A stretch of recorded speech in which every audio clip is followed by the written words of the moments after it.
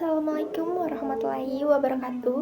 Hai teman-teman, perkenalkan nama saya Natasha Mamonto dari Prodi Pendidikan Guru Madrasah Ibtidaiyah. Saya di sini ingin menceritakan kisah tentang Sunan Muria atau Raden Umar Said. Saya membuat video ini bertujuan untuk memenuhi tugas mata kuliah studi Islam dari dosen Bapak Samsul Bahri Mamonto, SPD MPD. Sunan Muria adalah salah satu tokoh besar dalam sejarah penyebaran Islam di Pulau Jawa dan termasuk jajaran Wali Songo. Ia dikenal sebagai wali yang sangat dekat dengan rakyat biasa, terutama petani, nelayan, dan masyarakat pedesaan di lereng Gunung Muria. Nama beliau adalah Raden Umar Said. Ia diperkirakan lahir pada sekitar tahun 1450 Masehi.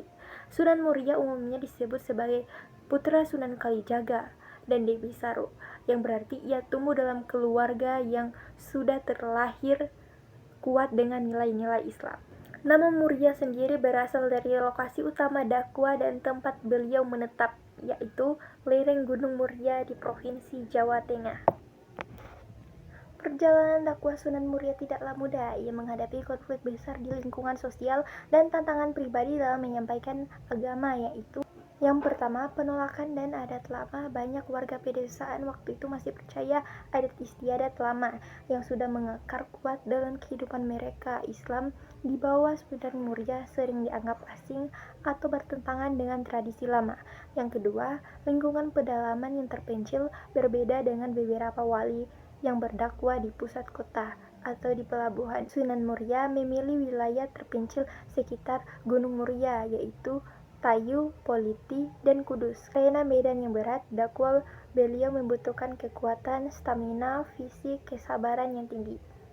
Yang ketiga, tantangan internal Sunan Muria. Sunan Muria juga harus menyelesaikan mode dakwahnya dengan tetap relevan dan diterima oleh masyarakat non-muslim. Ia tidak hanya mendapat penolakan langsung, tetapi juga tantangan budaya dalam menggabungkan ajaran baru dengan kebiasaan lama agar tidak memicu konflik. Puncak cerita dari cerita ini yaitu pertama, pendekatan dakwah yang unik. Sunan Muria dikenal dengan pendekatan dakwah yang sangat budaya lokal dan ramah rakyat. Ia tidak hanya mengajarkan Islam melalui ceramah semata, tetapi juga melewati pertunjukan seni lokal, termasuk tembang silem dan kinanti yang digunakan untuk menyisipkan nilai-nilai Islam dalam lirik pendekatan langsung kepada masyarakat. Yang kedua, keteladanan dalam kehidupan sehari-hari. Sunan Muria tidak hanya berdakwah lewat kata-kata, tetapi juga keteladanan hidup beliau yang membantu masyarakat dalam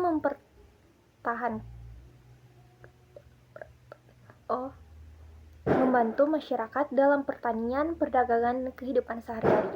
Ia hidup sederhana dan dekat dengan semua lapisan rakyat sehingga dihormati sebagai guru.